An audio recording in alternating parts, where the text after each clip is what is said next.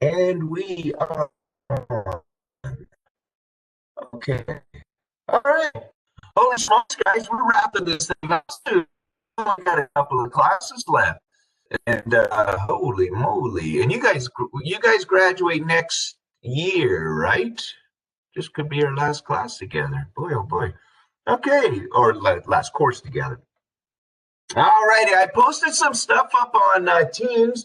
If you want to have a look, one of the things I posted up there was a little project that I'm involved in. I forget the name of the damn thing.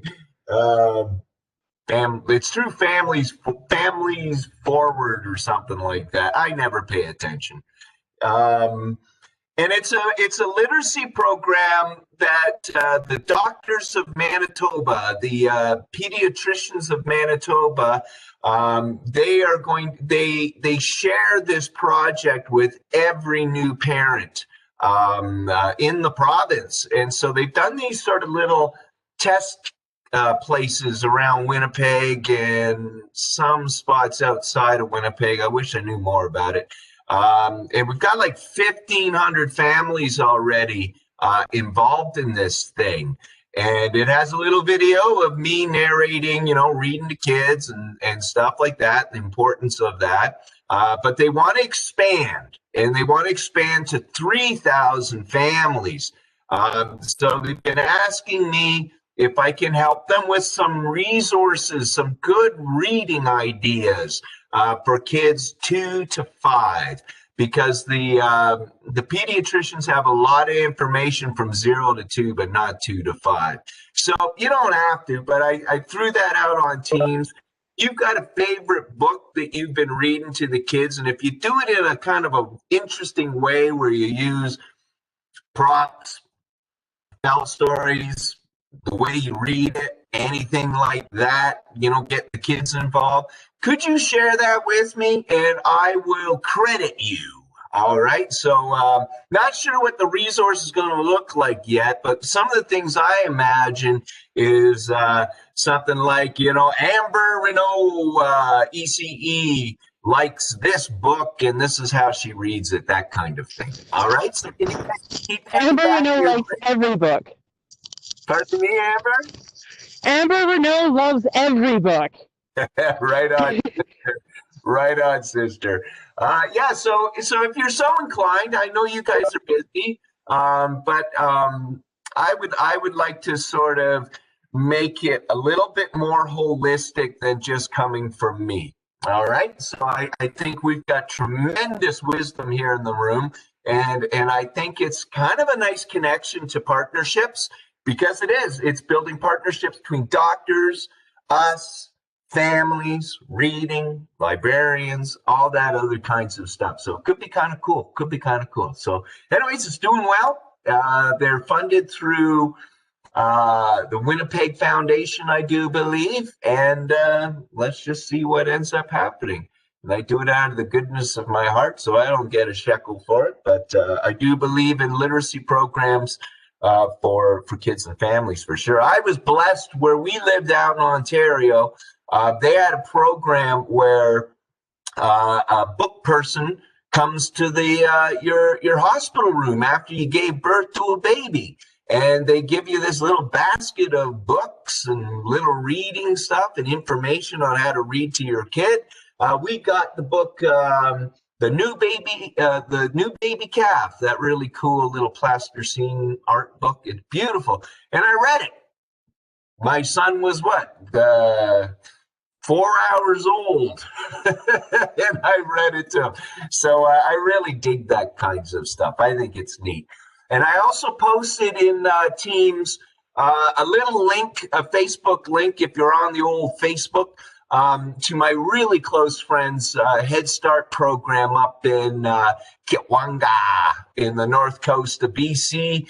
And they do incredible connections to families. And Liz Williams is the person. And if you're interested in connecting with her, let me know. She's more than willing to chat with you guys. But these guys do, like out in the north coast, the Indigenous folks, they don't do powwows. They do a potlatch. and it's got dancing, it's got food, it's serving people. It's really, really cool. And they and I have to say, I first started with them about 15 years ago, no, more than that, maybe about 18 years ago. They started doing potlatches in the daycare in the community center, inviting parents. And what was cool was the first potlatch had like 3 parents show up, as everything goes, when you try to organize things with parents, 3 parents.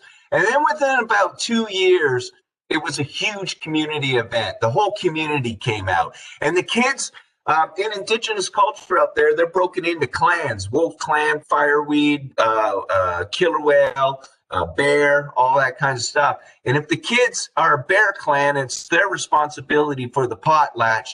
They have to serve everybody, right? So they learn about their culture in a very meaningful way. And the thing I posted for you guys was this really cool, they do this every year, hunting trip. They take the kids and the families and they go out and they hunt deer and they hunt moose and they hang it up. And then a couple of days they go and gut it and cut it up, and the kids are all involved, the families are all involved, and everybody gets a bit of the food. It's really cool. They're doing some pretty amazing stuff out there. So that might be kind of relevant to some of the rural centers. Take your kids hunting. Makes sense to me. All right, so I posted that. There's no saying though that cities or the centers in the city though can't do the exact same thing. A lot of people feel as though because they're in the city they can't do that kind of thing. There's nothing saying you can't, people. Absolutely. And Heidi, just to let you know, I have a student that works at Manadoo on downtown here, and it's predominantly an Indigenous program. And he is looking at ways on how to take the kids out hunting, fishing, all of those kinds of things to connect those kids back to their indigenousness, but it's also great for all the other kids too. Get out in the wild, learn about hunting, learn about fishing, all that stuff. So yeah, I totally agree. Leah, we were going to take our kids fishing. Leah, it's absolutely incredible. I've been blessed. I've been lucky to be a part of many, many things in my career. And I'm sorry, Leah. Yeah, well, the fishing trip's still there though. Once we get through all this crap, don't take that off the burner, Leah. That would be a lot of fun, and it's incredible. I used to run a fishing camp through Ajax Parks and Rec back in Ontario, and I used to run a bug camp and a couple of other things. But the fishing camp was, as soon as it went out in the community bulletin, it was full. It was full. I had like 20 kids, and it was so big that I had to actually get some help from some other anglers through the Angling Association. So fishing is so cool for kids. The bug camp was so fun. Hey, little trivia for you about the bug camp that I ran. This is how old I am, folks. One of my very first students, he was 10 at the time. He ended up becoming the guitar player and singer for Sum 41. He was a really cool little brat. I really liked that kid. He was a lot of fun. So anyways, fishing's great. Yeah, and I agree, Heidi. Nothing's stopping us. Just transportation. We can figure out ways to get out there. All right, let me do my little good mornings to everybody. I think Sir Geoffrey Douglas Hawkes is here, so we can get her going. All right, we've got Amber Renault, who says she loves every single book out there. I may disagree with you, Amber, but I do love a whole pile of the books. Before COVID happened, I was a regular at Toad Hall Toys. We have family connection and a lot of personal connection to that place, so I love that place like crazy. And Susan Francesca is the woman that runs the book thing there. And oh my God, I would just every Saturday I go down and read some books, buy a couple of books, and learned a lot from her. So I love that. Oh yeah, Samantha Jolene is incredible. That's 3 blocks from my center, so I take the kids over there and she reads to them. Isn't Susan the most amazing woman in the world? She is so kind and patient with the kids. It's amazing. And then depending on, she like asks them, so what's going on? And they'll be like, oh, we got a new kid. She's like, well, I have these books about having kids and welcoming them into the community and stuff. It's just wonderful. My son loved a book when we lived out in the north coast of BC, the Wang Dang Doodle Gang or something like that. And it was out of print and all that stuff. It took her a month, but she found it. Like, she's just one of those people. She's one of the most beautiful human beings. You're different when you hang out with her because she's just so naturally beautiful. And she's got a wild streak, Amber. She's got a wild streak, but don't tell anybody about that. All those nice people always have a wild streak. So good morning to you, Amber.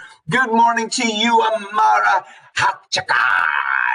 Oh, I love that name. I love that name. And I hope you're doing well there, Amara. Brittany L is here because I blew her last name last time. So Brittany L, I love that too. It's very, very mysterious. And I like that you've got a small B and a capital L on your name. That is very European. You're very cool. We've got Kate. Kate, I hope you are doing well. I know you're working tomorrow. I will be sending my good thoughts your way that you're nice and healthy and safe, and all that stuff. And please keep in touch, Kate, if you have any questions about the assignment and stuff. I may have to pay more attention on my teams on the weekend for you. All right, Kate? No pressure. You don't have to get in touch with me, but I may actually have to go upstairs and check the teams every now and then. Okay, we've got Sir Joffrey Douglas Hawks in the house. Hope you had a good morning, Joffrey, dropping off your kid. That's a lovely way to start your day. I miss that dearly. I have motorcycles. I collect vintage motorcycles and I rebuild them. And I have an old BMW. I call it Hitler's bike. And I used to ride my son to Gordon Bell High School when he was a young guy. And it was a beautiful start to my day. I'd look in the mirror and just see his beaming face behind me. God, I miss taking my kid to school. So lucky. Definitely. Pardon me, Joffrey? Definitely. I love taking my daughter to school. It's just, I miss it so much, man. Just enjoy I know I'm talking like an old man now, but just enjoy every second of it. It's going to be really, really shortly where they're not going to want you to. But what age are you? Pardon me? What age are you? Me, I am 56 years young. All right, 5 years difference. Oh, God. You must have lived a better life than me. You look much younger than me. I did dabble in some bad things because I played in heavy metal bands, so that's what ends up happening. This is what happens, kids. Stay off the drugs and alcohol and heavy metal. Don't get... All right, thank you, Joffrey. Yeah. We've got Katie Werbowski is in the house today. It's good to have you here, Katie. We've got Kayla Ducharme, the award-winning Kayla Ducharme. We only say that for a year because next year it'll be another award winners. All right, Kayla? All right. Hey, I won an award.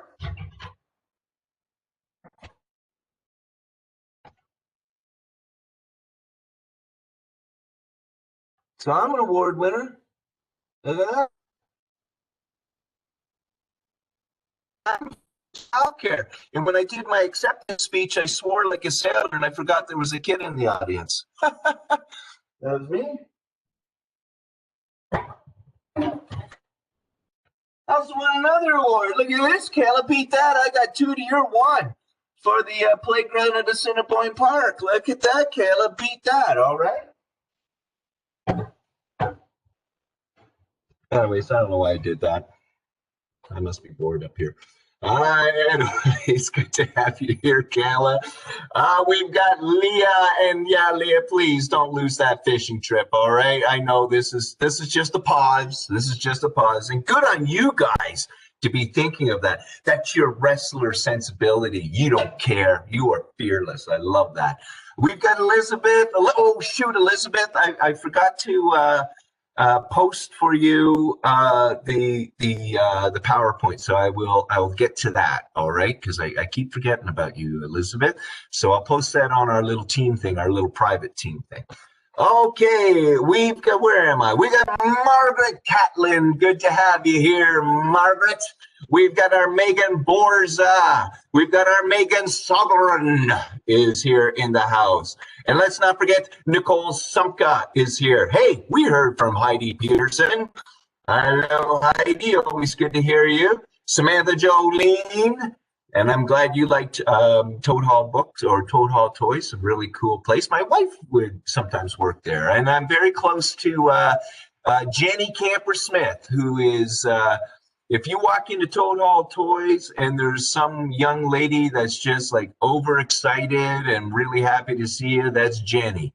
And I'm in a kids band with her. She plays the suitcase instead of drums. So she's a cool cat. We've got Tatiana Mohammed, and again, Tatiana, thank you so much for changing the name of the teams. At first, as I wrote, I couldn't find you guys. I go, what the hell? And I saw partnerships. And oh, there. Okay, yeah, that makes sense. She's smart. I'm not. All right, everybody. I think we got a pretty good day today. It's going to be fairly relaxed, I think. You really, the only thing you got to do is just go through the resources today. Check out the slideshow, check out the blog, answer a Flipgrid question, you know, and all is cool. Because tomorrow we're going to, which I think is another cool day. I think it's going to be lovely for y'all. I am serious about this.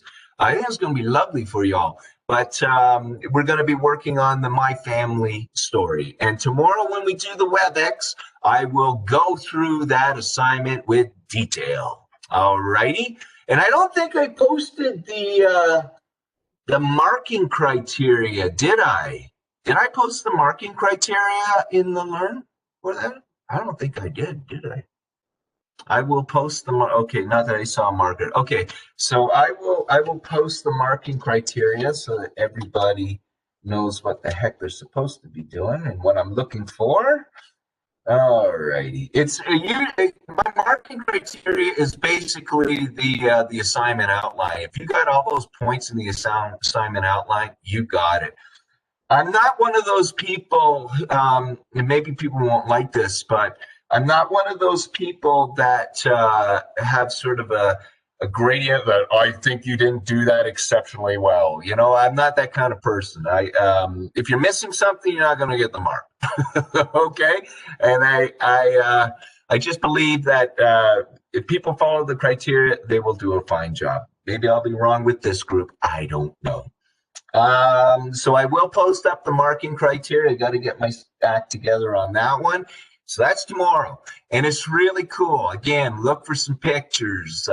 Just spend some time with yourself, reflecting about, you know, where you came from and how beautiful you are because of that. Even if it wasn't good, I didn't have the best of childhoods. It was a little bit tumultuous, but I have no regrets for it. I give great thanks for how I was treated in my family, because it really did make me who I am today. And it wasn't that terrible. It was just that my mother had an affair, and I was the product, and she was married to a different guy, and I was the product. So it kind of created some troubles. And anyways, I learned a lot about myself going through that kind of experience. So some of you it might be a little bit hard. Some of you is going to be a lot of fun, but it's all going to work out in the sense that, geez, man, I give great thanks for all that stuff. So that's Friday. And then next Thursday, dang, man, that's our last class together. And next Thursday is the family support one. And if I didn't put the marking criteria for my family story, I imagine I didn't for that one either. So I will post that one up. I will post that one up too. All righty. So today I think is going to be a nice day. I got a couple questions just to sort of ask y'all, have a little conversation, because I love doing that with you guys. You guys are a lot of fun for that. And that's about it. And of course, answer any questions and stuff. Alrighty, all right, and I will get to some of the Flipgrid. I've been doing Flipgrid stuff for other classes and stuff, and so I will get to yours today. I'm looking forward to that. All right. If you remember from, and I hope you guys all saw the little note from Joanna White that I posted in Teams the other day. She just adored you guys and had such a lovely time. So that's cool. That's cool. And she's a good egg. I like that kid. All righty. So I've got a couple of questions here just to sort of start our day. But first, I'll start with you guys. Does anybody have any questions about what we're doing today or where we're going with this thing? Because I'd sure like to know where we're going with this thing.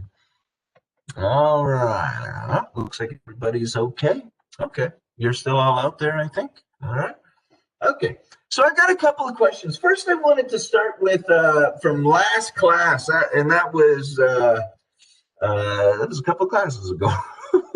I had a little slide there about the research around communication and how we're communicating with parents. And I had a picture of a beautifully dressed man called Nudie Cone with his cowboy outfit. And I thought this research was really, really interesting because the focus of today is about communication. How do we reach out? How do we connect with folks? And especially in these days, my God, folks, we've been talking about the stresses and the strains that are happening for families. And I just read, I don't know if you guys did, but I just read a report. It's not, they don't have the solid numbers, but I just read a report that referrals or requests to family lawyers regarding separation and divorce has gone up over 40%. 40%. I remember when this first all happened, and then when Wuhan, where all this came from, opened up, the longest lines were for divorce lawyers. So I do worry about families out there. I do worry that this is a real strain on relationships out there. I worry that people are juggling so many balls in the air that they're not getting enough support. And I know we are too. Everybody in this room is going through the same thing. So I think that communication's really important. I think that the sort of the kindness that we can spread to people is really, really important and might make the big difference for some folks, right? At least take the kid off the table, you know what I mean? And then families can focus on some other stuff. I don't know if anybody else has been noticing that, but on Facebook, it seems like maybe it's people my age, but it seems like on Facebook, everybody's getting separated and divorced right now. So we have a role to play in the sense that we can maintain our positivity and alleviate this stress. Again, take one ball out of the air for the families, and communication is one of those things. But again, according to the research, I'm just reading off my computer here because I want to get it right.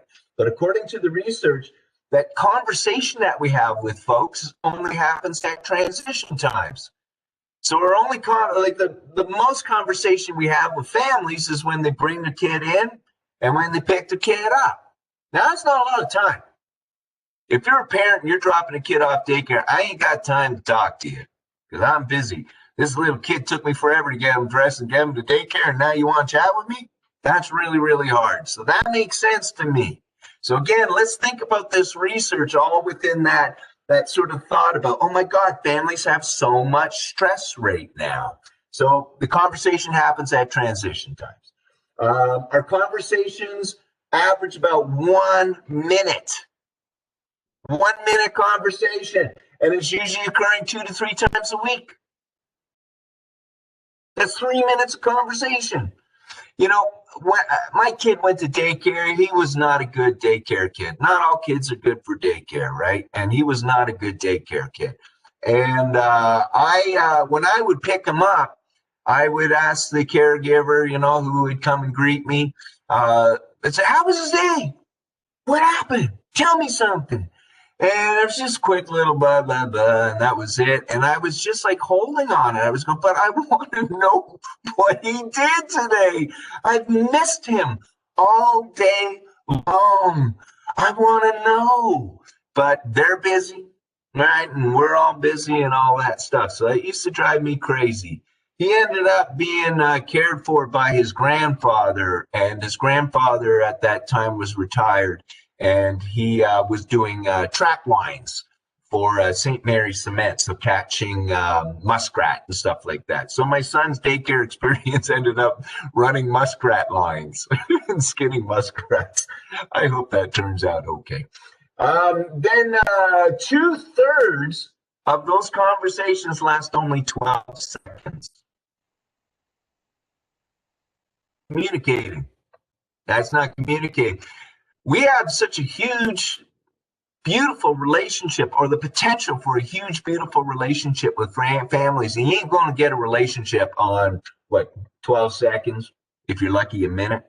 You're not going to get a relationship that way. How am I ever going to tell the parent that, the kid's biting all the time and say, okay, we got to work on something here, let's keep it positive. Every kid bites. Lots of kids go through a biting phase. My son was a terrible biter.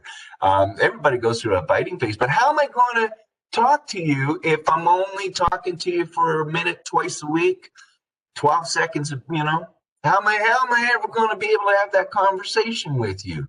Some of the things that you guys brought up in the past about some of the things that the parents are struggling with, how are we ever going to talk to them if we don't ever talk to them, right? So this is why communication's key, but are there other ways to communicate with them? We are so blessed, folks. We are so blessed with the technology because we have so many other ways of reaching out to families. And that is the big highlight of my Flipgrid question today, right?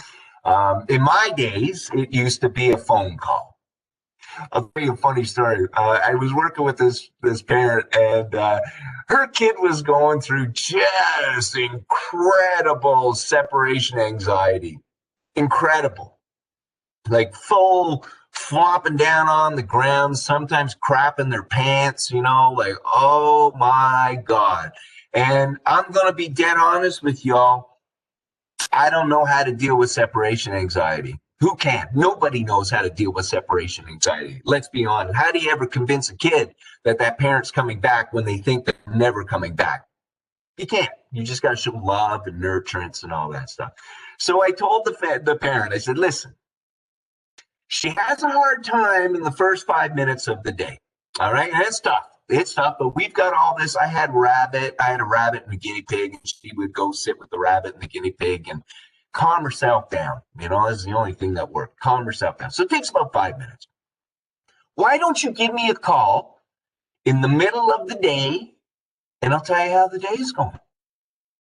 Wouldn't you know it? Every time that parent would call would be just before something set that kid off, and she'd end up crying, and the parent would call halfway in the day, and all she could hear is her little girl screaming and crying. So that technique didn't work very well. All right, but we've got lots of other techniques that we can use to communicate with families. 43% of caregivers have no conversations with families. I see this on practicum. When I used to go on practicum, there'd be staff members that wouldn't talk to any families. That's weird. I'm dropping my kid off at your daycare center, and I've never had a conversation with that person? That's weird. That's uncomfortable to me. 43% of people do not have any conversation. Some centers out there even say, only the ECE can talk to the family, or only the room supervisor can talk to the family. That is lunacy. That is absolute lunacy. Again, I'm bringing my kid to your program. I want to know everybody. I want to know the cook. I want to know the person that drives the bus. I want to know the person that cleans the floors. I want to know everybody because you're with my kid. And my kid talks about those other people. So I want to know those folks. Amber said we have a problem with that. Yeah, Amber, you're not alone. You're not alone. All kinds of places have problems with that. You know where I really learned that? And I will be just dang honest with y'all. I'm a big believer in ECHRS, the Harms and Clifford Early Childhood Environment Rating Scale. I'm a big believer in it. And I had people come out in the center that I worked in. They would come out over a year period and do every 3 months an evaluation of my room and me. And one of the very first things they noticed was, Mark, you're really great at chatting with the kids when they come in and when they leave, but you don't say anything to the families. You don't ask them how their day is. You don't ask them how their night was. You don't have just fun conversations. Seems like all your conversations that you have with families are, hey, did you bring in the medical form? Did you sign the field trip form? All purposeful. Well, you can't build a relationship with anybody like that, right?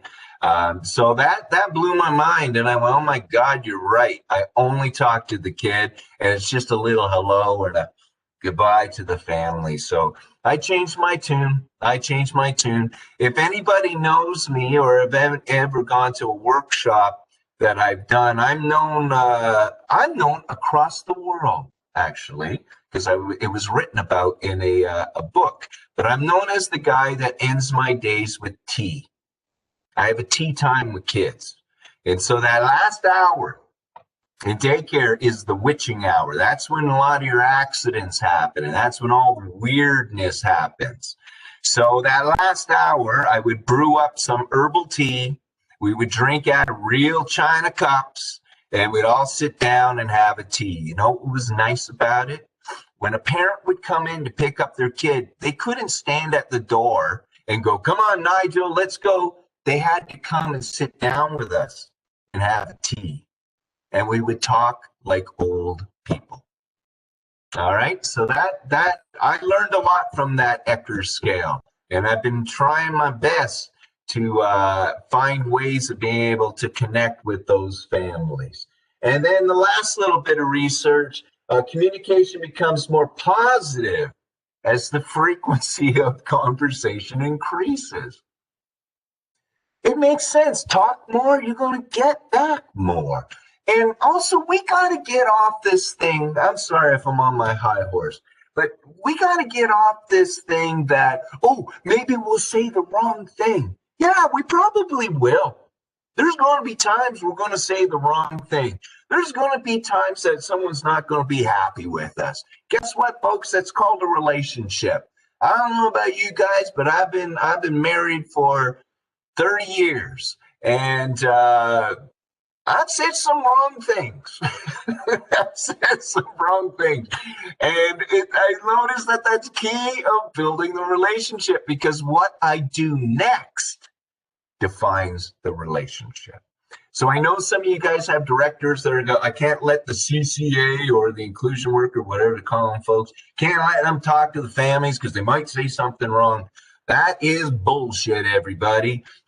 We all know how to talk to folks, and the research shows we're not doing it. So let's not put in barriers that are getting in the way. I just want to read a bit of the chat here because I just missed something here. Hell yes, from Amber, and I think that's towards the tea time. It's really nice. It's really nice, Amber. Amber, they act like it's weird that I talk to parents. How are they doing? Amber, you're a mom. You get it. You get it. I'm a dad. Just talk to me, for heaven. Again, you're spending 8 hours with my kid. How am I doing? Ask me what I'm into. Ask me how my night is. And I'll ask you, how are you doing? What are your things? Right? And that's how that relationship. Amber, let them look at you weird because you're doing the right thing. You're proving that the research shows we're not communicating, so let's do something else. We got to connect with them. And again, if I can just, especially in these days, man, especially in these days, these are tough days. All right, we've got something from Margaret here. I send photos to the families occasionally through email. That's lovely. That's absolutely lovely. Can you imagine you're at work? And work's work, right? Work is work. And then, bing, the little email comes up, and I look over and I click on that thing, and there's my kid doing something interesting, something weird, something funny. You see how it's going to change me? That's going to make my day brighter. That's going to make me that when I pick up that kid, I'm going to go, oh, damn, I can't wait to pick him up. I can't wait to chat about what I just saw in that email. That is absolutely stunning there, Margaret. But they can't send an email back to the center email. Okay, that's a drag. They need to email our supervisor to respond. All right, you had me, Margaret. In the beginning, I was so excited and I was so in love with that, and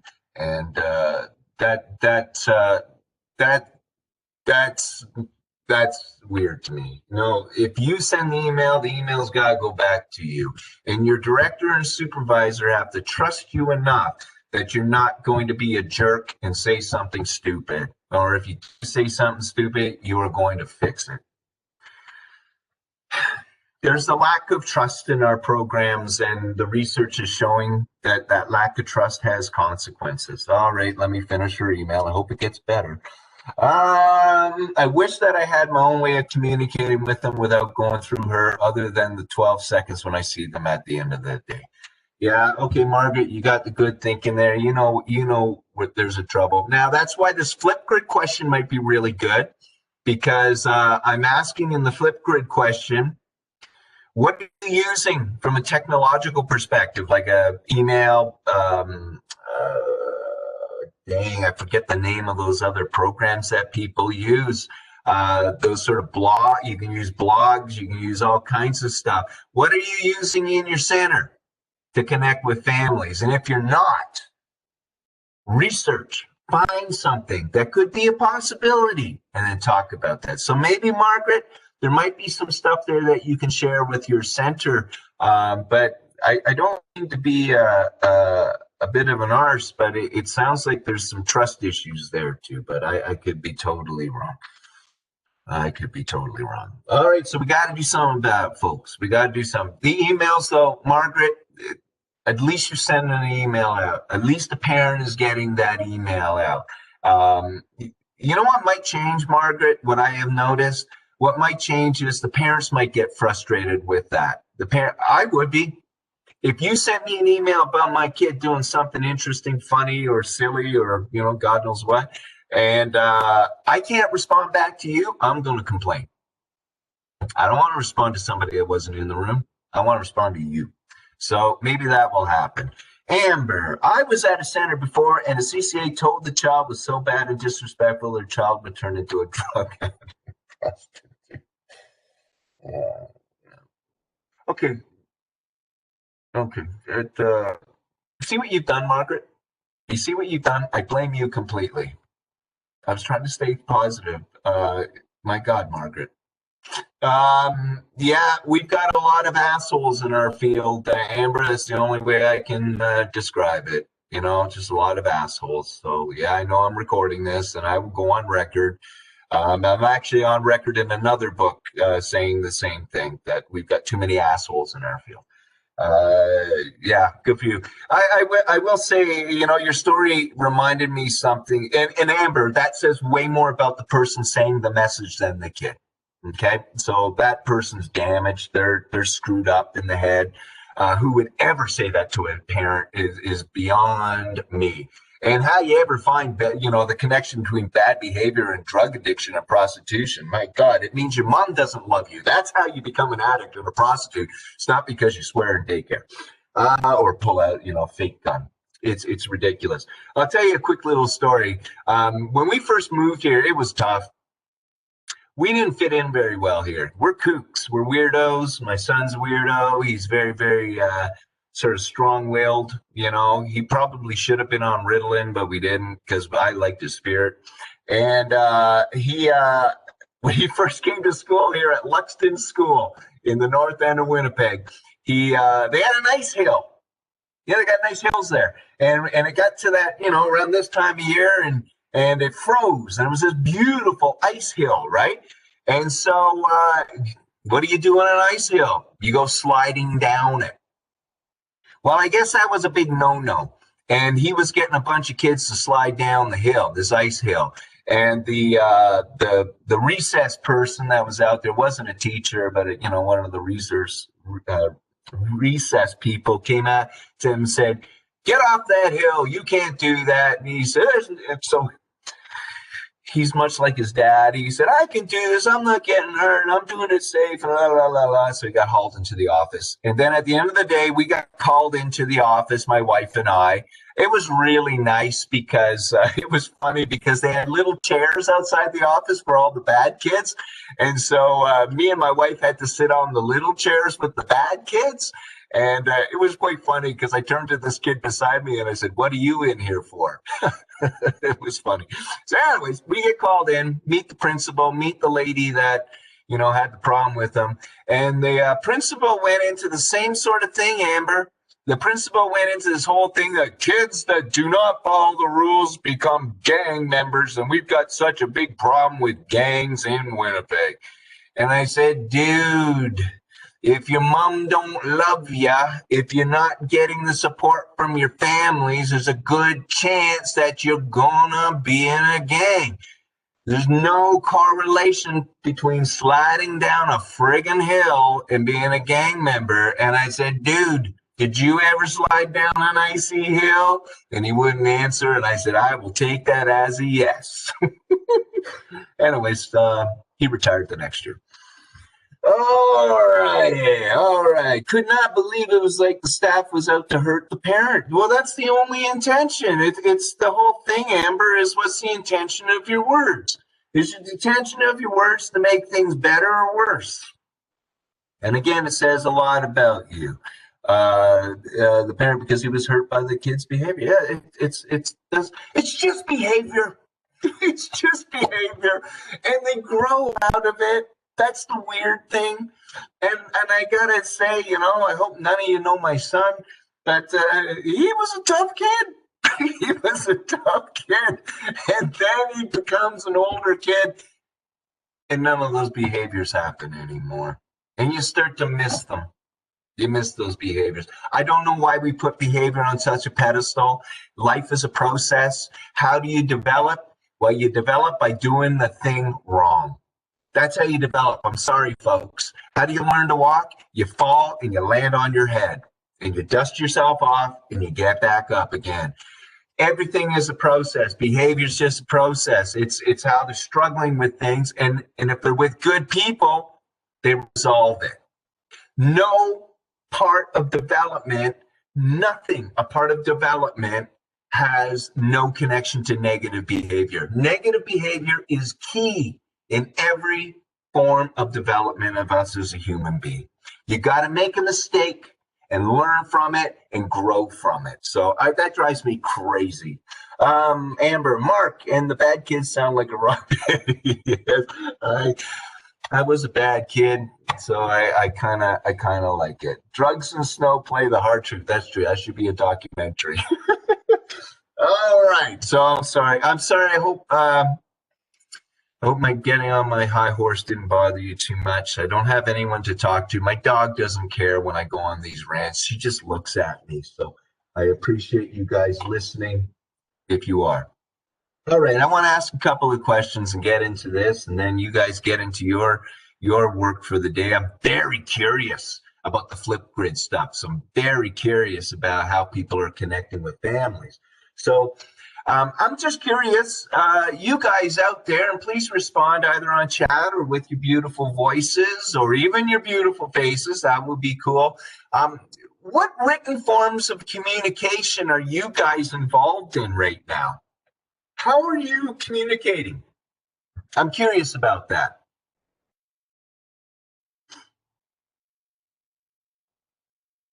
What are you doing? What are you doing in your, give me some examples of your communication with family.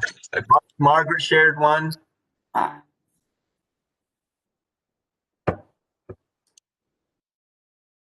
Oh, come on, Margaret. You can talk too. It's okay. That was good. You had me. Oh, there she is. I was giving somebody else a chance first.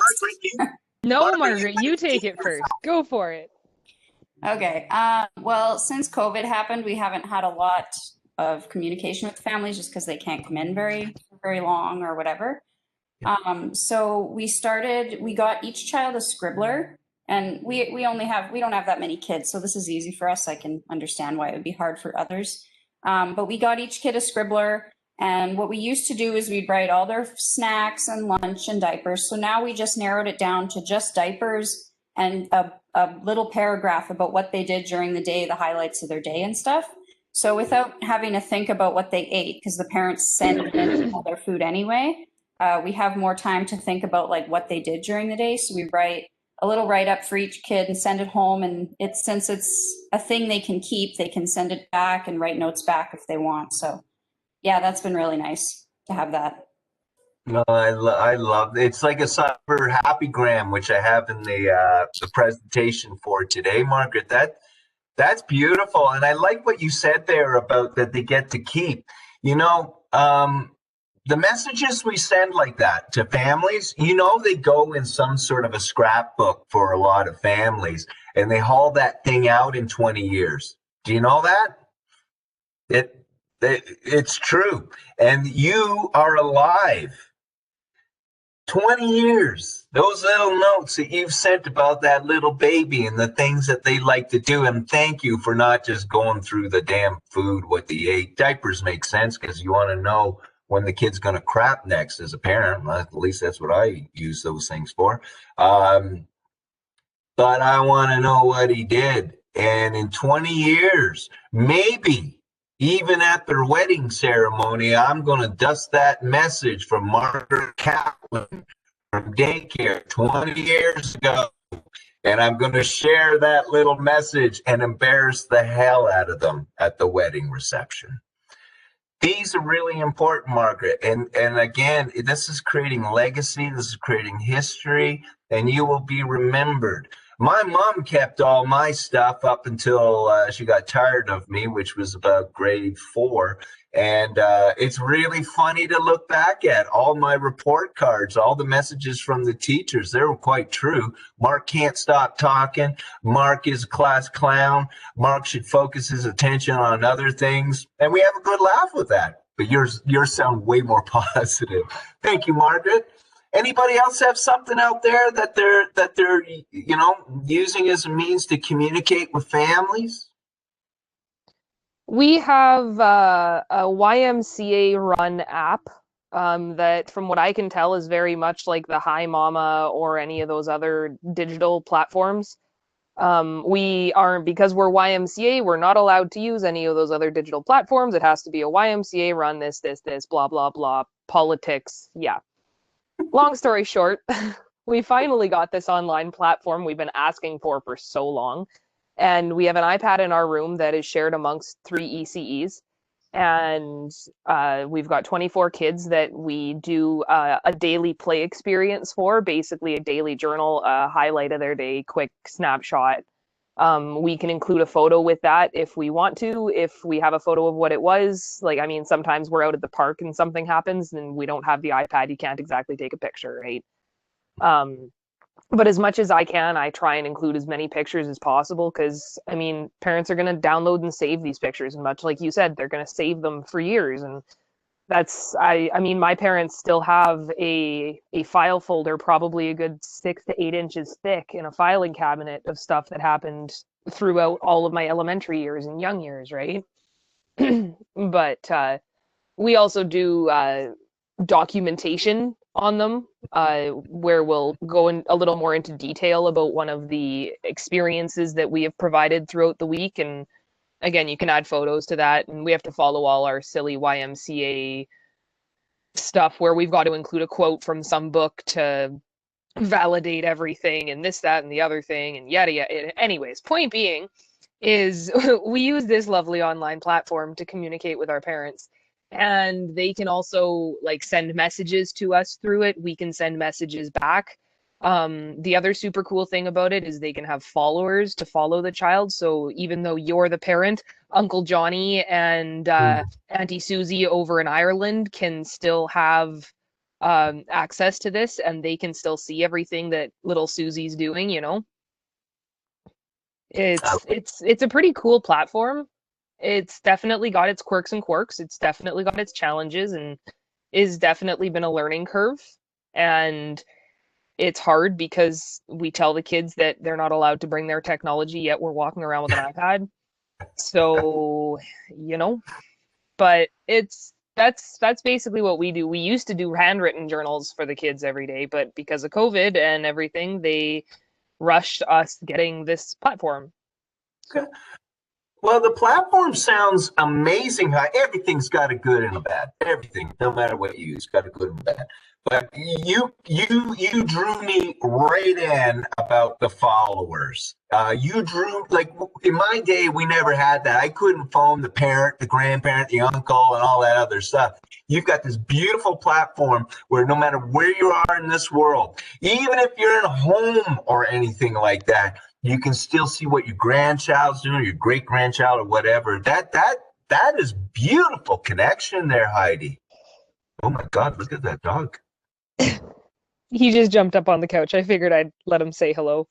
Oh, He's a little camera shy. Oh, he is. What's his name? His name is Bailey. Bailey. Oh, he is. I wish I had a calm dog. Damn, I wish I had a calm dog. Oh, he is such a suck. He is such a jello ball. You can literally manipulate this dog into whatever position you need to cuddle with him, and he is totally content with that. Yeah, I wish I had a dog like that. Oh my God. I love my dogs dearly. They make me laugh, but they're very, very bad. Okay, look at that damn face. Oh, Bailey, you are good looking. What kind of dogs do you have? Me? What kind of dogs do you have? Me? Who, me? Who, me? No, I know you. Heidi, I know your dog. What kind of dogs do you have? I've got a French bulldog who's the worst dog I've ever owned in my life. He bites everybody. He's violent. We call him an Irish bulldog because he loses his shit all the time. And I have a really nice, I have a Manitoba mutt. She's Betty. The French bulldog's name is Steve. Betty is a Manitoba mutt. She's a Rottweiler, German Shepherd, God knows what, Pekingese or something like that. She's lovely. She's just that she went through a tough beginning of her life. She was isolated for the first 10 weeks. No one would adopt her at Christmas time at the Humane Society because she's a black dog. Apparently, people don't adopt black dogs, and we're members of the Black Dog Owner Club, so we get 10% off at any Humane Society thing. But she's lovely. She stares at me. She's just not good around other dogs and other people. She's quite skittish. And then I just lost an old fox red lab, Oliver, who he was amazing. He was friends with everybody, so bad that he would get out of the yard and just hang out with people. And I have a cat named Larry. That's it. Yeah, quite a house. And Larry's Jewish, so we do Hanukkah for Larry. He has a little menorah. We try to play dreidel with him, but he just knocks it all over the place.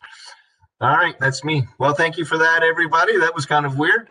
Anybody else with another? Thank you, Amber, for that. That was really sweet. It's nice to connect just in a normal way too. Anybody else have another example of how they're communicating with families? I've heard some good things there so far. Some really beautiful stuff. I'm intrigued by that platform, by the way, Heidi. Anybody else? We use Instagram all the time. And so it's really nice because we can post on the go stories so that when parents kind of look at their lunch break, they kind of see, 10 minutes ago we were playing outside and they were running after each other. And then we can also post photos from days ago that we forgot to post. We can post anything to show the kids' activities, and the parents who've all consented, they can post their kids on there. So it's really great. And then we can see the parents, they can talk to each other in the comment section. They say, oh, I love how my kid was playing with your kid. That's so sweet. And it's really nice. And the parents really connect. Are you listening, Margaret? This is the positivity we need. All right, Margaret, this is the positivity we need. That was lovely, Tatiana. Um, I loved what you said about the parents being able to comment in there. And again, we talked about that in a previous class about how parents need to come together. Heidi's going to do her date night stuff. You've got your Instagram stuff where parents, and that, you know, those conversations, you don't even know what those conversations are leading to, you know, amongst themselves. You know, they may be even communicating with each other about stuff and supporting each other. That's lovely. Yeah, we also have a Facebook page, and that's more for like the adult side. So if we post, or it's more my directors will post it, but if the buses aren't running or we're closed, stuff like that. But during COVID, I noticed that a couple parents had posted on there and said, if any other families want to get together and have a FaceTime play day with my daughter, we should all get together. And I thought that was the cutest thing ever. And they were all staying super connected, even though they couldn't be together. So I thought that was super heartwarming. Yeah, that's incredible. And again, it's all about connection. I'm the kind of guy that regarding technology, I don't agree that all technology is great. It's just what is the best technology that helps me connect with people. And you have found it, Tatiana. That's lovely. Yeah, it's awesome. I love it. It's a great way to connect with them. Well, I can hear it in your voice, Tatiana. I can hear it in your voice about how enamored you are with it and the connections that end up happening. That's and again, the connections you don't even know that's happening. You know, there's probably that the Instagram probably led to people on the Facebook going, "Hey, why don't we have play dates?" Because they're already communicating with each other. That's gorgeous. Oh, I can't wait to hear your Flipgrid questions. Thank you, Tatiana. That's beautiful.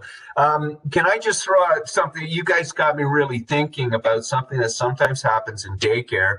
Are you guys allowed to use your phones on the floor? Because if we've got these great platforms, you don't want to go running for a recorder, right? A recording source.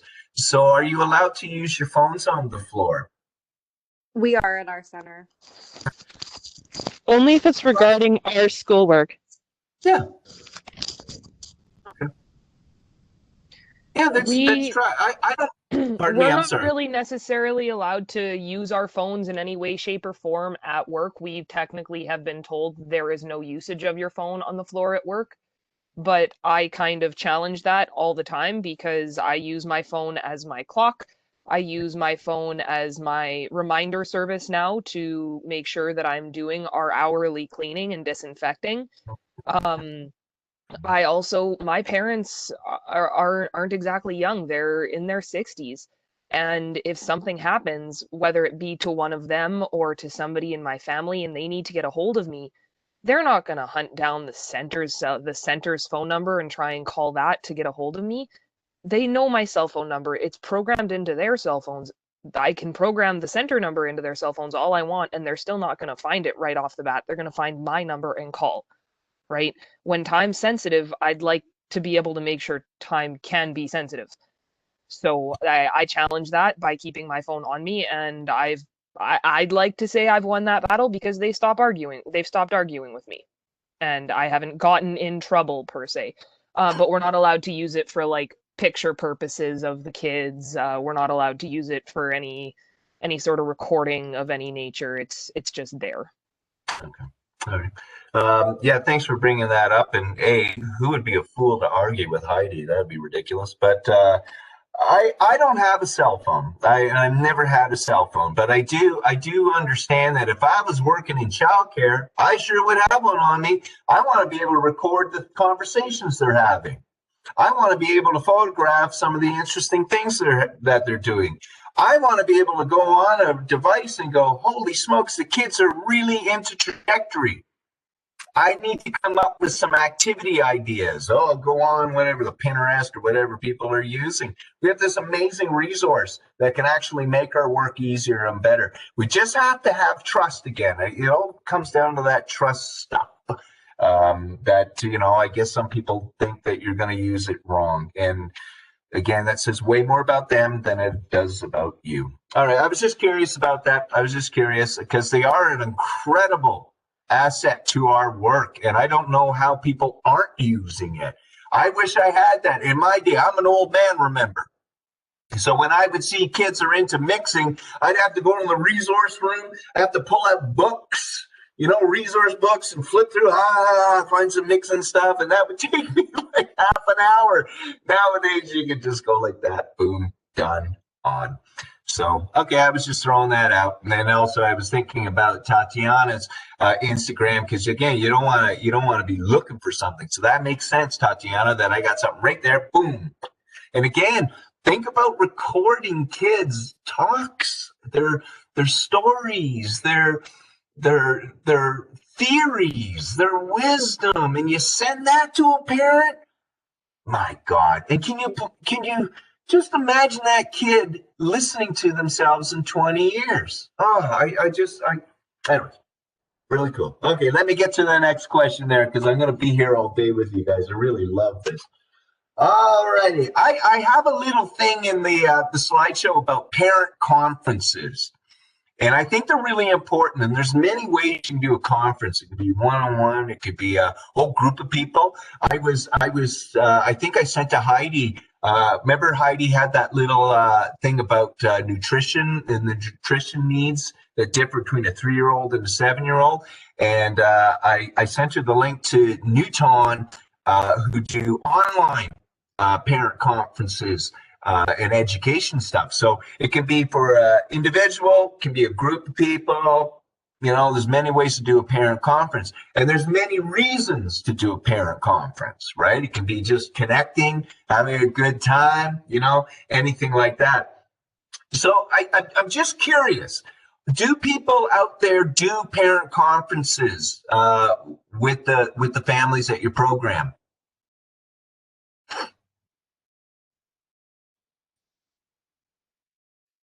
No, we do not. Any sort of parent conference worthy topics, I would say, in terms of what our center considers a parent conference worthy topic, is done through the director, and the director phone calls the parents, and that happens that way. Very seldom does anything happen in the center. And if it does, it's usually a much more serious topic or something that can't be discussed over the phone for whatever reason. Some of it's legal custody battle situations and stuff like that, in which the parent will actually come into the office and sit in the office with the director. Sometimes the kid's there, sometimes they're not. Really all depends. But only sometimes are the ECEs involved in the directly with that conference. It's usually all said to the director, and the director said to the parent, which I still think is backwards, because you're not in the room, you don't see what's happening. You can't just answer the question if they have something that's slightly unrelated as to what was going on prior to this, or they don't have that answer offhand. They'd have to come see me and then go back in there, and the whole wish-washy washboard side of things, that's just phony baloney. But anyways, past that, sometimes the ECE makes the phone calls to tell parents things. Recently, I've been doing my best, especially since COVID started, to try and find the good in what the kids are doing every day, because it's been hard transitioning back, and there's been a lot of challenging behaviors the parents are seeing at home and at the center. And so I try and find the good in what the kids are doing. And if it's something that stands out and is kind of maybe something they haven't done before, or something they've been doing a lot now, or whatever, I try and just give the parents a phone call during the day and say, hey, listen, this is what your kid's doing, and I think it's awesome. Just wanted to let you know, right? Yeah. It's versus your example earlier of saying, hey, call me in the middle of the day when that child's having a rough start. I say, hey, let me call you in the middle of the day. And that way it's definitely done at a time where I can see something is going right. Let's give them a call. Or I'm able to actually step out of the room, so I don't need to hear little Susie screaming in the background. Even if it is screaming, she is screaming in the background, Yeah, I should have done that. Yeah, you're right. All right, you're right. Way to go, Heidi. Where were you where were you 25 years ago? Jesus. Well, 25 years ago in November, I was a month old, 2 months old. So You would have been useless. You would have just gone gaga. I got you. Okay. All right. And how about other folks? Anybody else doing like a parent conference, getting together, sharing some of the stuff that the kids are doing in a real way? Maybe sharing some of the learning stories with families. Doesn't sound like it, eh? Oh boy. All right. I'm assuming that's a no with no responses. Okay. I love parent conferences. And they're all positive. They're just together. Sometimes it's around a topic, like the value of messy play, the value of risky play, nutrition, sibling rivalry. They're like little workshops we would do for families. We've got this amazing wisdom that we should be sharing. And I think I started off this whole course talking about how millennial parents want your advice. They want your advice, not online. They only want their parents' advice because they want to be different than their parents. So if you're not doing it now, maybe it's something you think about when you guys become room supervisors, directors of your centers. I go out. A lot of daycare centers, I always have a deal with students that if you got a workshop topic you want me to present to families or the staff, I go out. I go out to your center, and all my pay is that you feed me. That's it. And it's got to be food. I think food is important at these things. It gets parents in because then they don't have to cook for supper time. So supper's already dealt with, and we can have a really nice time together. Some of my favorite were when I was working on Haida Gwaii, an island off the north coast of BC, just south of Alaska. And whenever we finished sort of a cool little project with the kids, like an emergent thing that led to something bigger, we would have a big party. We would have traditional foods, smoked fish and oolakan and herring roe and rice and all kinds of cool things. And we'd come out and celebrate what the kids were doing. And when they would come and celebrate, people would start going, "Hey, I noticed you guys been using a bunch of boards." And I would say, "Yeah, that's for loose parts, man." And next day, I'd have a ton of boards at the daycare center, right? So I think the conferences are really important. I've done them in every place I've ever worked because I think it's valuable. And I think it's just a beautiful way of connecting. I'm a nut about connecting with families. I would even do home visits with families. And this was this is downtown Toronto in these public housing apartments where I'd run programs out of. And I would go up to their apartment and have a tea. I had to be careful with the Rastafarians. I worked in mostly Jamaican communities. I had to be careful with the Rastafarians because they would put marijuana in their tea. And so I had to be pretty clear that it was Earl Grey tea, please, because, or else we're going to have an interesting day at daycare. That's kind of cool.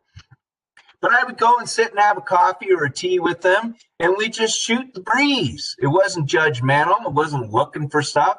I just wanted to make sure I was connecting what their values were and what was important to them, and I was connecting that into our program. So if you guys aren't doing conferences or anything like that, can you please put it on your back burner for when you guys are in positions of power? Think about, that Facebook thing I sent to you. Those folks started with 2-3 parents on a potlatch.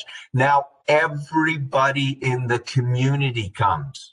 Those are the elders, the grandparents, the uncles, the aunties, even the people who don't have a friggin' kid in the daycare show up, right? And that's just an absolute incredible thing about us, is that we can really have this beautiful capability of connecting to communities and making communities even stronger. All right.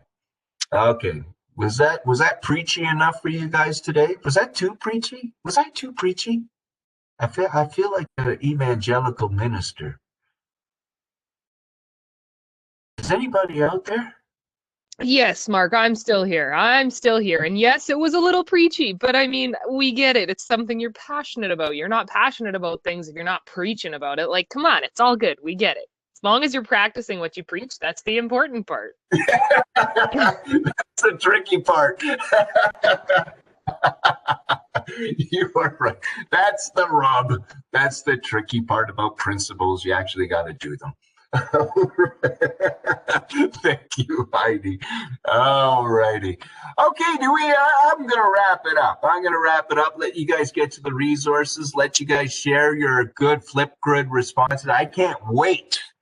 This is one. All the rest were bullshit. This is the one I'm really looking forward to. Just a joke. I'm looking forward to that. I want to see what's out there as a technological ways of connecting with people in a meaningful way. And we've already heard some great examples. We already heard some beautiful ways that people are connecting and the possibility. And, I think it was, I forget who said it. It was Heidi, saying about you used to handwrite stuff and now this has forced you. COVID has forced you guys to go online. That could be a real good benefit. That could be a really good benefit of COVID. All right. And again, as long as you've got some time to be able to do this, as long as you set up your programs in such a way where you have time. I've said this 100 times. Or your programs just say, no, you don't have time, but you're going to do it anyways, because that's what we've been told. Mm-hmm. You know what? If I can be dead honest with you guys, maybe I'm the laziest person in the room. But every program I work in, and that includes, I work in daycare centers in the summertime too. Not every summer. My last place was Stanley Knowles School Age a couple of years ago. And what I do is I make sure that the room functions so that I've got time to sit back and observe. I put out little fires and little dramas that end up happening there, but I set up the room in such a way that the room takes over. Now I got time to take pictures, think about things, talk to the kids about stuff. I even I'm known as the guy that puts learning stories together right on the floor with the kids because I got time, because my room is humming. That's why I like loose parts, because kids don't need you if you've got loose parts. And Maria Montessori, I love that old lady. Maria Montessori said, the art of a teacher is that the kids are existing like they don't need you. That's a teacher. You have got a great room. If you're reflecting and you're going, my God, the kids don't even need me right now. That's an excellent room. I had a challenge out to all the daycare centers in Winnipeg a couple of years ago that let's try a little test. I know it's going to break all the laws, but let's try a little test. Let's set up a room. Let's get it humming. And then all the adults leave. Just leave. And then have some way that we can observe them, see what's going on. And when I first presented that, a lot of people said, oh my God, it'll be just mayhem. It's not going to be Lord of the Flies. It's not going to be Lord of the Flies. It'll be weird at first for kids, and then the room takes over. So ponder that. Needless to say, no one's taking me up on the challenge because of the liability, I guess. I don't know. All righty. Sorry for being too preachy, but I do try to put my actions with my words. I never talk about anything that I haven't tried myself. All right. I hope you could survive today. All righty. So today's going to be fun. Go through the resources, download the PowerPoint, listen to my beautiful voice, or don't download the PowerPoint and just ignore my voice. You probably heard it enough today. And go through the resources, put some nice ones in there, and please respond to that Flipgrid. And tomorrow, 9 o'clock on the WebEx, I'm going to walk us through the My Family Story assignment. If you got some time today, maybe collect some stuff, but you've got lots of time tomorrow to collect pictures and things like that. All right. Any questions before we go? Any concerns, please? If you thought I was a total arse today, let me know. I'm cool with that, man. I got a thick skin. Any questions, comments, worries?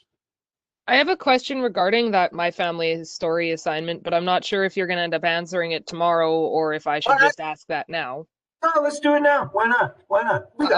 I got nothing but time. My question was, do you want it more of a story following the pattern of the questions that you wanted us to answer? Or do you want it more like, when I was 4, this happened. As I grew up, this person influenced me to do this. Then I grew up and this happened. And then I met this person who influenced me to do this. And all throughout there, sprinkling, basically just a story, sprinkling the information through it, and you have to decipher it? Or do you want us to just lay it out, I guess would be my question. Yeah, okay, Heidi. I think you have a feeling of how I'm going to answer this, but this assignment really belongs to you. I can decipher it. I can find all the reflection questions through it. If you decide to tell this sort of longitudinal story about your family and your life, and you answer all those sort of questions in it, I'll find it. That's perfect. If you want to have it more segmented, of sort of more linear, right? Answer this question, that's cool too. The reason why I'm not very good at answering those kinds of questions, Heidi, is because I don't want to influence the assignment. I'm going to post the criteria. If you've got all those things in the criteria, you get a perfect mark. I'm not going to lie. All right, I'm not going to lie. And if you want to tell it in a unique way, then I'll figure it out. I'll find that stuff. I'm a pretty smart guy. I can find that stuff. My most important thing to me is that you love it, that you're passionate about it, that you're excited by it, and you like how you're putting out the format. So there's 100 ways to tell that story. Just make sure you've got those little bits from the criteria in it. That's all I'm asking. Did that answer your question a little bit, Heidi? Yeah, no, absolutely. And then I guess my other question would be, how long is too long? Oh God, I don't know. Here's what I do, Heidi. I will be honest with everybody here in this room. If it's a long story, I'm going to save it at the end. And I'm going to mark all the other ones, and then I'm going to brew myself a cup of coffee and maybe have a cigarette. And then I'm going to take my time and just lose myself in the long story. Fair enough. Okay, got it. I had a student once a couple of years ago. Her learning stories, I am not lying. Her learning stories were about 20 pages long, and they're beautiful. She would go in all these directions. They were beautiful. They were academic treatises about play and stuff like that. So I would always tell her, I save yours to the end. I brew myself a coffee, have a cigarette, and then I just lose myself in it. All right. So there's it's make it as long as you want. It's your family story, for heaven's sakes. All right. So I don't want to put any restrictions on your creativity. Excellent. Okay, sounds good. Thank you. And can I just be honest again? I hope I'm not disclosing too much. I had a flu shot yesterday. Maybe it's making me too honest. So in regards to that flu shot thing, did you see the thing that just came out today regarding the fact that, where'd it go? I just had it here. Flu shot batch under review. Manitoba is not reporting serious side effects. Okay, well, it sounds like honesty is a big side effect. And rambling on like a minister. Thanks for that, Heidi. I've never had a flu shot before, so that was great. Thank you. What I'm going to be dead honest with you guys. If you guys take creative license with this assignment, meaning that if you do it in this way and I fit all the criteria and it's kind of weird, I love that. Because you know what's draining when you mark stuff is when every assignment is the same. That's draining. You get really, really bored. And I'm just being dead honest with you folks. If I get like Heidi's got like 30 pages and Amber's telling her story in poetry and Megan Southern is doing this weird form of animation with pictures and stuff like that makes me excited. I love the variety. All right. So have fun. Now, I will throw this out to you guys, okay? As I've thrown out other things to you guys. If you're missing all kinds of stuff and it's not working, I will mark it. I'll put it on Learn, right, in your Dropbox. But you also have the opportunity to say, oh my God, I missed that. Mark, I'm going to resubmit and add those bits. Okay? I hope that helps a bit. Did that help a little bit with folks? And I'll do that with both assignments, of course. I'm assuming that's okay. That's going to work with you guys. Please, folks, if you know anything about me, I'm not the kind of person that does these assignments just so I can mark you and assess you. I do these assignments so that it makes you reflect and think and maybe be a better person. That's all. So if we got to add a little bit to it and you forgot something you got to add to it, I don't care. I don't care. It'll make you smarter, make you more reflective, and you feel good about yourself. All right. Any other questions, thoughts, concerns? Tatiana, I think you were going to say something, or was that just a mistake? It was kind of similar to Heidi's question, so I was just clarifying. As long as you have all the points there, the presentation doesn't matter. I don't care how you do it. In fact, I really endorse people taking some chances and doing something exciting with it. Great. I'm going to be on Teams all day tomorrow. So you can even send me little drafts of stuff going, is this on the right track? And I can say, yeah, maybe tweak this, or yeah, it's fantastic. Okay. I really endorse that. So have some fun with it. This is your story. Just like a learning story, you own it. You're the one that owns it. Just make sure you have the criteria and then work from there. And I keep the criteria pretty, it's just those points. Did you answer that question? Did you answer those questions? You get the marks, right? So it is pretty free, where you got lots of room. And again, if you just want to follow it to the letter, that's beautiful too, folks. Okay, that's beautiful. All right, any other questions or comments? Everybody's looking, I think everything's okay. Nothing over there. I keep coming back to the drugs and snow play the hard truth. Okay. All right. Hearing none, I'm going to say my goodbyes to you all, and I can't wait to see you all tomorrow morning. Hopefully I won't be so preachy. I will say also, folks, I'm the house husband here, and I've been doing laundry since 5:30. So maybe that's why I've got such a bee in my bonnet. I don't know. I had the laundry out on the line by 6:30 this morning. All righty. Let me say my goodbyes to everybody. All right, Amber Renault, thanks for chiming in with some of that stuff. Even though it was a really sad story, we got to hear that crap, just so that we never become that kind of person. And please remember, it's all about intention. Think about Diana Rosos. I still can't get that out of my head. What would love do? What would love do? So you brought up a good thing, and that is a good reminder for us to really value what would love do in that situation. What's the intention of my message? So have yourself a good day there, Amber. And again, thank you for bringing your kid along last time. That was fun. Amara, I hope you have a lovely day. I didn't hear much from you, but your calm silence is soothing to me. Brittany L., I hope you have a beautiful day, and keep spelling your name that way. I think it's really, really cool and arty. Hey, look who's here, Kate. Kate, you're late. You're late, Kate.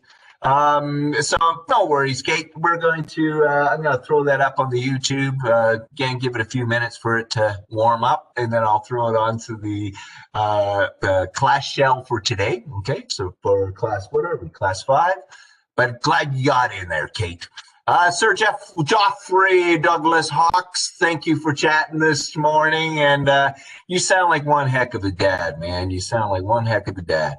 Haley McGilvery, I hope you have a lovely day. And the award-winning Kayla Ducharme, I put you on the spot, Kayla. I'm ahead of you. All right? So you better work a little bit harder and get another award. Leah, keep being you. Get that fishing trip going, all right? Keep going. I think you're onto something really, really cool. You may have to do an MCCA workshop about it to inspire some other folks. So that would be cool. Keep that in the back of your pocket. Elizabeth, so glad you're here. I know you don't have to be here, but I really appreciate it. And I hope you have yourself a lovely day. Margaret, thank you for taking the ribbing.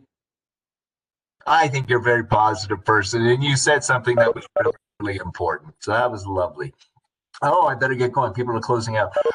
Megan Borza, have yourself a lovely day, sister. And the other Megan, Megan Southern, have yourself a lovely day. Nicole Sumka, have a great day. Heidi Peterson, thanks for your comments. Thanks for being you. Samantha Jolene, I hope you have a lovely day. And Tatiana, again, thank you for organizing. I need people like you in my life, Tatiana. And thank you for sharing that Instagram stuff. That blew my mind. Bye-bye.